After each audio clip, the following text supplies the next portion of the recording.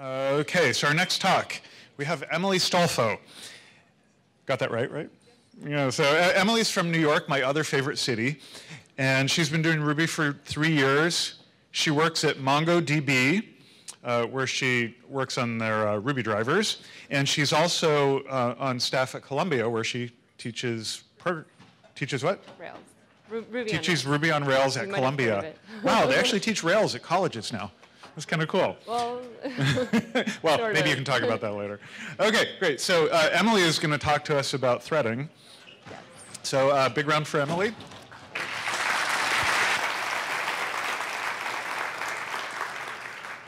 Hi, I'm Emily. I'm going to talk to you about writing thread-safe code in Ruby. I'm going to start out with a demo. This demo is going to use 200 threads and alternate between trying to update and access members of a set. I'm going to run this code on JRuby, and I'm going to run it on Ruby 2.0. So to start out, I'm going to show you what this script is. We'll look at it in detail later. First, 200 times, I'm going to spin up a thread, and half of those threads are going to, as I said, access a member of this set, and half of them are going to try to update this set. So using Ruby 2.0, I'm going to run this 3 times. It works. I've never had issues with threads running Ruby, so I expect it to work. Now I'm going to change the script to use 10 threads. And I'm going to do the same thing using JRuby. And as I said, I've never had problems with threads in Ruby, so it's going to work on JRuby as well, right? So I run it 3 times. Seems to work just fine. But now I'm going to increase it to use 200 threads and see if maybe with more threads it'll work just as well. Run it once. Hopefully it'll work. Twice. OK, that worked. What's that? Runtime error. Cannot add a new key into hash during iteration. That looks pretty scary. But I only got it once. What's going on here? There is no such thing as thread-safe Ruby code. My name is Emily Stolfo. I work for MongoDB, where I co-maintain the Ruby driver to the database. I teach at Columbia University. I teach Ruby on Rails. And I am not an expert. I am not an expert on concurrency. I am not an expert on threading or running thread-safe code. I am not an expert on JRuby or MRI. I'm going to focus on this talk on sharing an experience I had debugging a concurrency issue with a open source library that I happen to have been maintaining about 1.5 years ago. And of all of you here, who has debugged a concurrency issue before? And of all of those people who have done that, raise your hand if you had fun doing it, if you want to do it again. Right, so nobody's hand is up. I do not want to do this ever again. And those of you who haven't had the experience of doing this, trust me, you don't want to do it. It just sucked the life out of me for a couple of days, or 8 days in particular. So this talk also is inspired by a keynote done by Jose Valim at Ruby Kaiji, where he talked about, more from a high level, concurrency in the different Ruby implementations and why we as Rubyists need to think about concurrency and writing thread-safe code. And so after having seen that talk, I was like, hey, actually I had the experience that he's trying to warn everybody about, and I want to share it with all of you. So this talk is focusing on JRuby. It's focusing on MRI and YARV, so Ruby 1.8.7, Ruby 1.9, Ruby 2.0.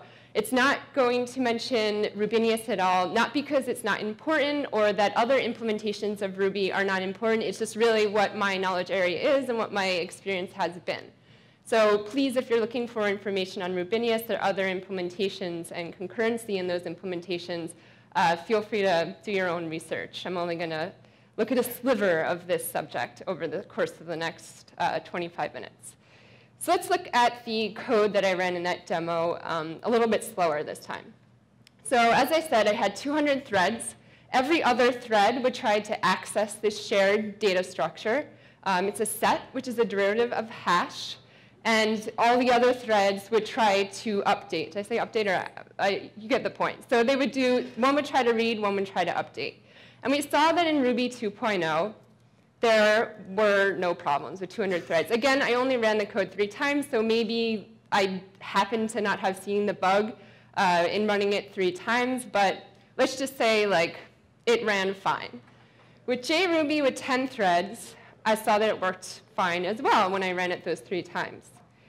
And then with JRuby and 200 threads, I saw that runtime error, and it looked really scary. This is the kind of error you really don't want to see as a result of running your code with JRuby. So in talking about thread safety, after I had this experience, I started thinking a lot about writing thread-safe code and like, why have I never really thought about this so much in writing Ruby code? I learned it back in school when I was learning Java, but why hasn't this been relevant up until now? So I want to talk about that. First, I'm going to talk about concurrency in Ruby. Then I'll talk about writing thread-safe code.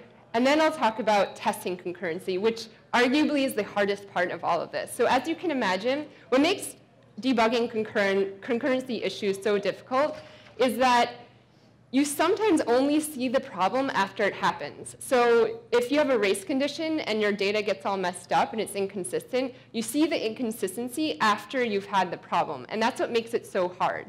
So testing, you want to make sure that you really focus on the bits of code that could potentially be thread unsafe and try to coordinate your threads so that they do the bad, wrong thing every single time you run your test. This is really hard. So concurrency in Ruby. What makes concurrency in Ruby particularly, you could say interesting and not difficult, interesting is that there are different Ruby implementations.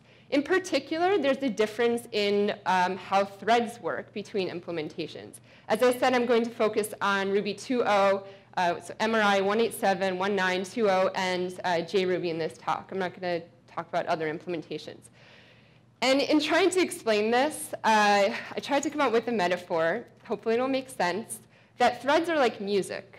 So, in going with this metaphor, let's say that we have a conductor. We'll call the conductor the GIL. The GIL is the global interpreter lock. The GIL determines which instrument plays what note. So that's the conductor. A note is a green thread, so something that needs to be played, something that needs to be executed. A green thread is scheduled by the interpreter, and that is in opposition to a native or OS thread, which is scheduled by your operating system. So you have 2 things here. You have an instrument, you have a thread. Well, you have 3 things, but in terms of threads, you have a green thread, which is the note, and you have an instrument, which is the native thread. And then this conductor determines when notes are played and by what instrument.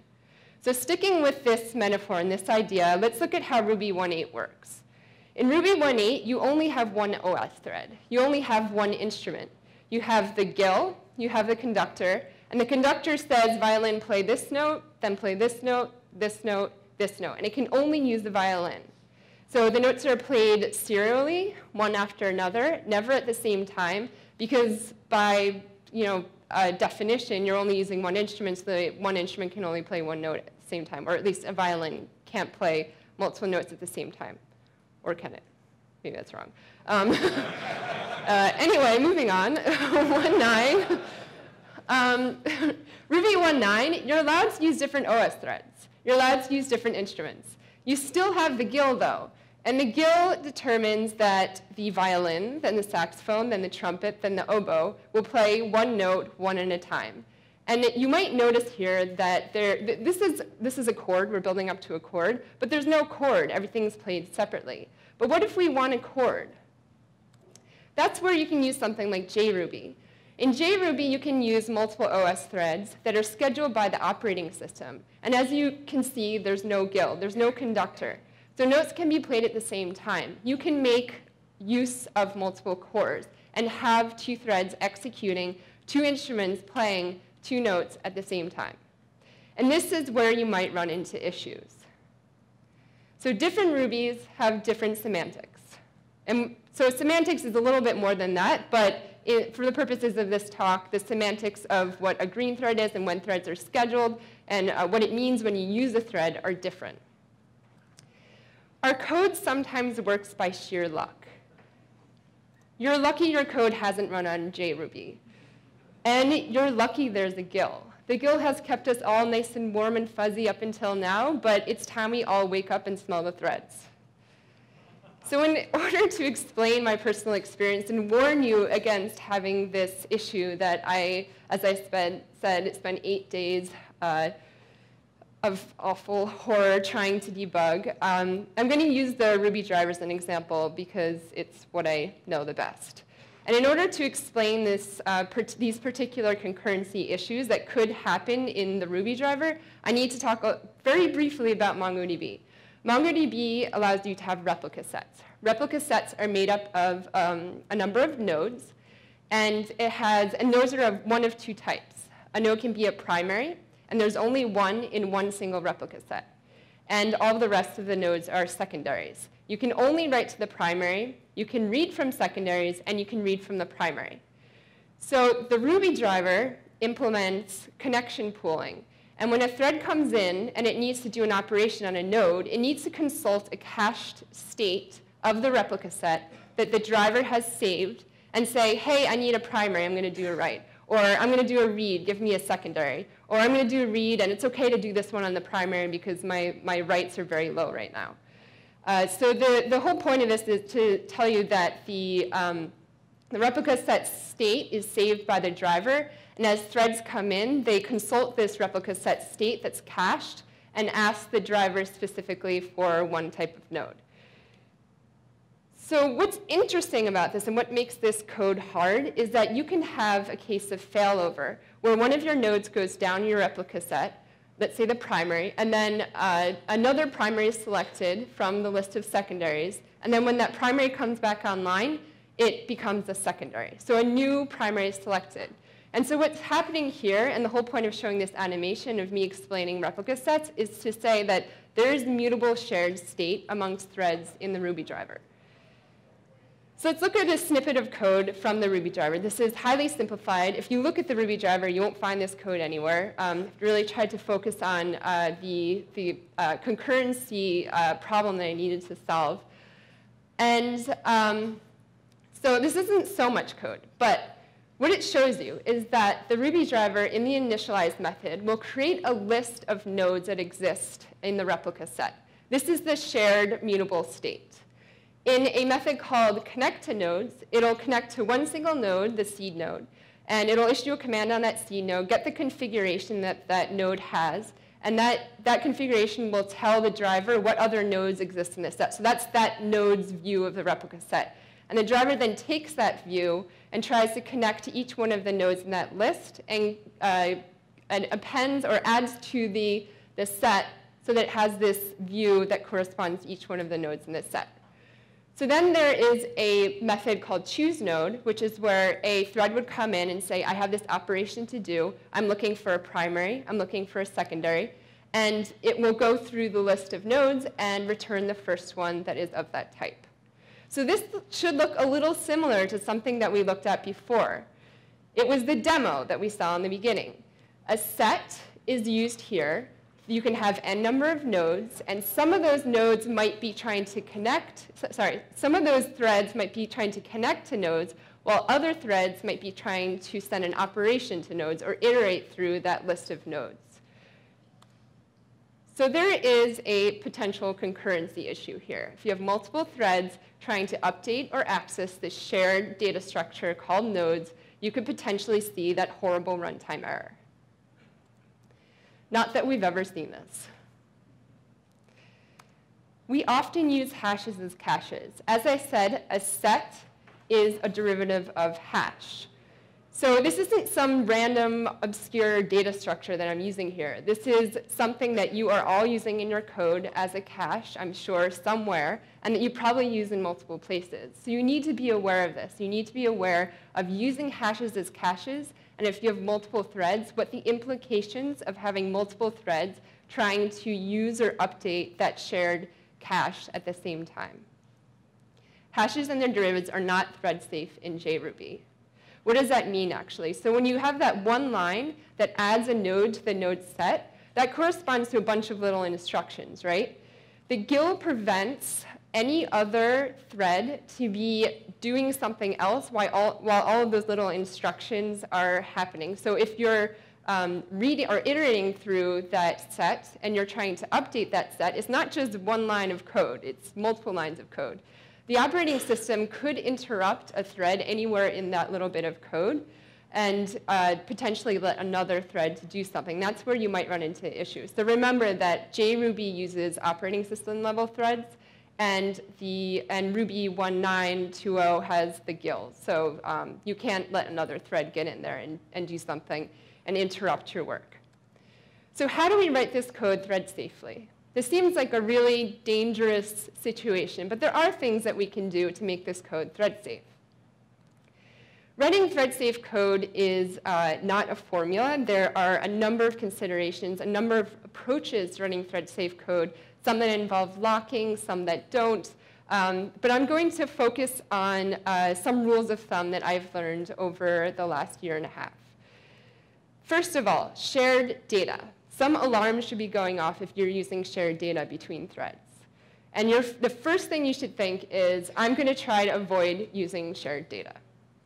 And if you can't avoid using shared data, then at least try to avoid shared mutable data. And if you can't avoid shared mutable data, this is where most of your problems will lie. Use concurrency primitives. So get to know some of the, read some literature about thread safety and learn some of the concurrency primitives that you can use. I'm going to talk through two of the top two concurrency primitives in Ruby to demonstrate some of the ways that you can approach concurrency issues and writing thread-safe code. The top two concurrency primitives. So the first one is called a mutex. Mutex comes from mutual exclusion. This means that you highlight or you identify a bit of code as being mutually exclusive. So that means that only one thread can execute this code at one time. It's called the critical section. So in the Ruby driver, this is the code I showed you before, but what we did was we added a mutex around those two lines of code that we identified as being problematic.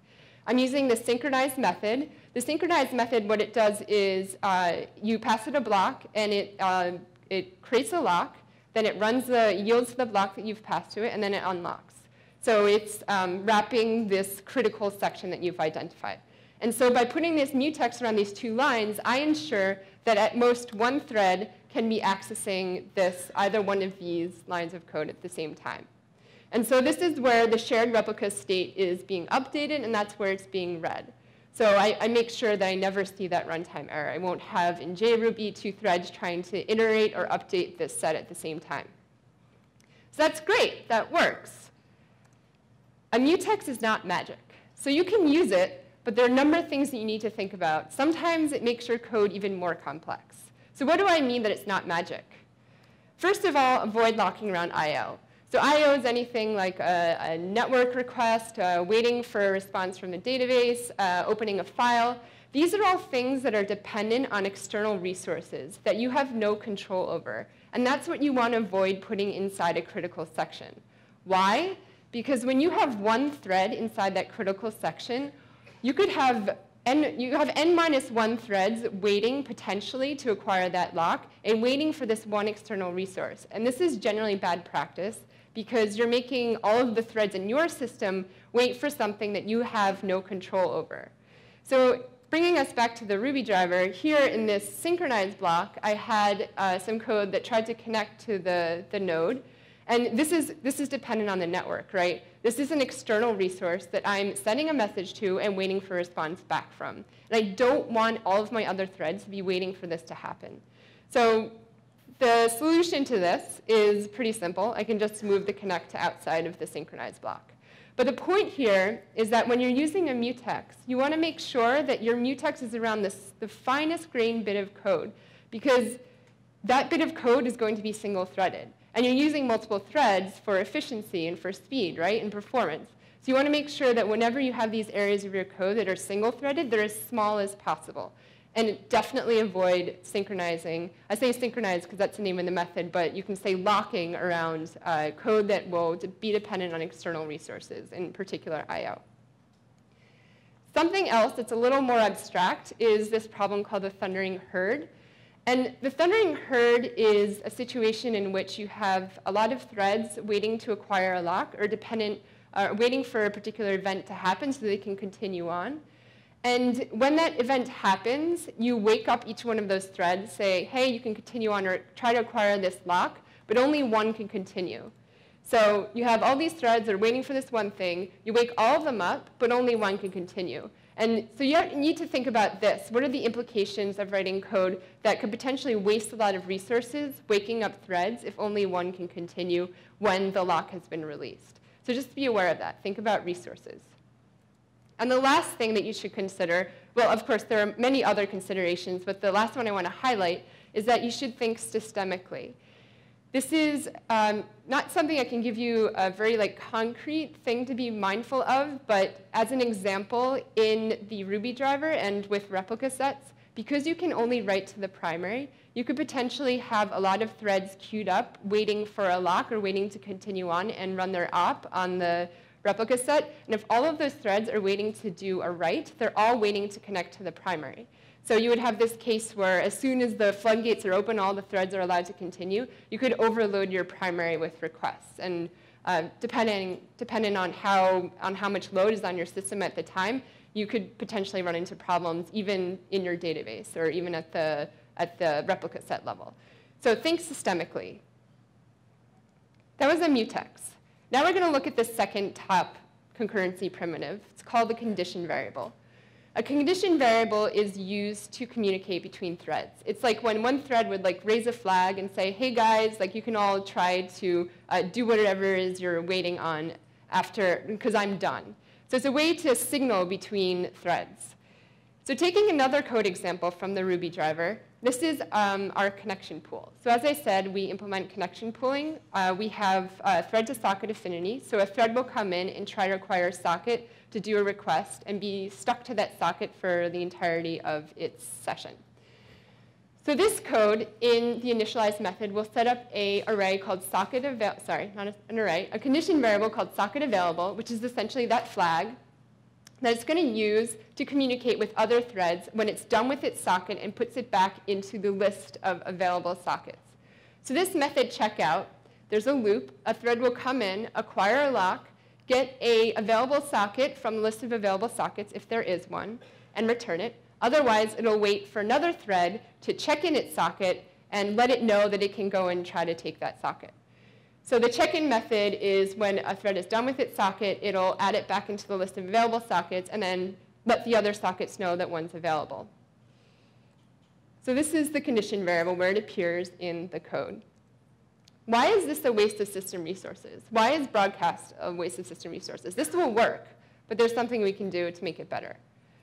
So it's similar to the thundering herd problem. So here I'm returning one socket back to the list, right? So only one thread can get that socket. So there's no point in waking up all the other ones because they're gonna wake up, they're gonna loop around, and by definition, only one can get the lock up there. So only one's gonna be able to continue. So you might as well use signal on condition variable, which will only wake up one thread. So you're not gonna be wasting system resources. Again, this is where I want you to notice the similarity between using a mutex and condition variable and how you still need to think about your resources and your system. It's not magic. It's not something that's just going to make your code thread safe and you can just forget about it and assume that it works just fine. So that was just a brief overview of two of the top concurrency primitives. Of course, there are more. There's Q, which I wanted to talk about, but in the interest of time, I'm not going to go into detail about it. But I would encourage you to check out the others if you're interested in learning more about writing thread-safe code. So I want to talk about testing concurrency. Testing, as I said, is really difficult. If you get anything out of this talk, I want you to understand that you need to test with different implementations. Just because your code works in MRI, just because it works on Ruby 2.0, doesn't mean it's going to work necessarily in Rubinius or JRuby, which I learned the hard way. You need to make sure that you test with different implementations. You also need to make sure that you test with a ton of threads. And once you've done all of that, use patterns for precision. So as I said, the concurrency problems in your code might be at very specific points and might be unearthed or happen very rarely. So you need to focus on the bits of your code that could potentially lead to these problems and make sure you isolate them and focus on them in your tests. This is really difficult.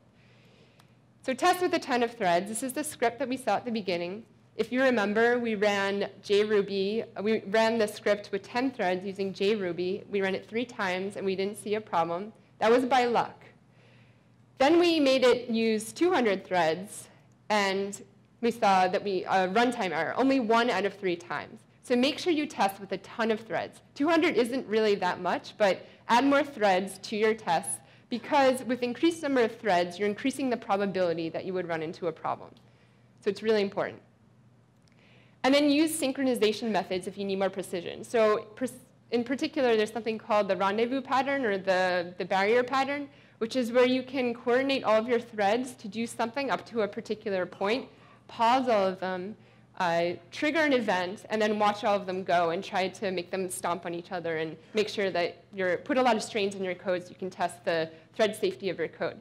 So to give you a concrete example, in the Ruby driver, we have a test that uses this pattern where it allows all of these threads to do a request, so they all get a socket, and then we pause all of them.